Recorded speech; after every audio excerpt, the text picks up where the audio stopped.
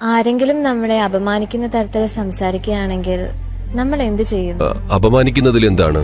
എന്നെക്കുറിച്ച് എന്ത് അപവാദമാണ് പറയാത്തത്? എന്നെക്കുറിച്ച് എന്തെല്ലാമാണ് പറയുന്നത്? നിങ്ങൾ അപമാനിതനാകണോ വേണ്ടയോ എന്ന് തീരുമാനിക്കുന്നത് നിങ്ങളാണ്. ഇപ്പോൾ നിങ്ങൾ റോഡിലൂടെ നടക്കുകയാണ്. ആ റോഡിലൊരു നായ നിന്ന് ബൗ ബൗ എന്ന് കുരയ്ക്കുന്നു, എന്തൊക്കെയോ ചീത്ത വിളിക്കുന്നു. അത് നിങ്ങൾക്ക് മനസ്സിലാവുന്നുണ്ടോ? ഇല്ലല്ലോ. അത് അതിന്റെ ഭാഷയിൽ എന്തൊക്കെയോ ചീത്ത വിളിക്കുന്നു.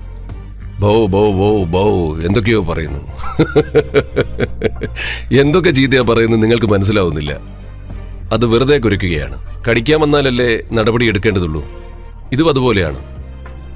അങ്ങനെയുള്ള കുറെ ആളുകളുണ്ട്. കടിക്കാൻ വന്നാൽ മാത്രമേ നടപടിയുള്ളൂ. മറ്റൊന്ന്, ലോകത്തിലെ എല്ലാവരുടെയും വായ മൂടിക്കെട്ടാൻ നമുക്ക് സാധിക്കില്ല. വലിയ ക്രൂരന്മാരായ സ്വേച്ഛാധിപതികൾ ഉണ്ടായിട്ടുണ്ട്.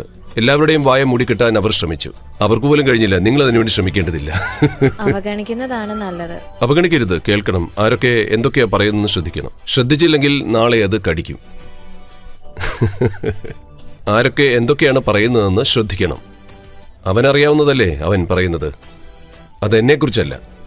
അവന്റെ മാനസികാവസ്ഥയാണ് പുറത്ത്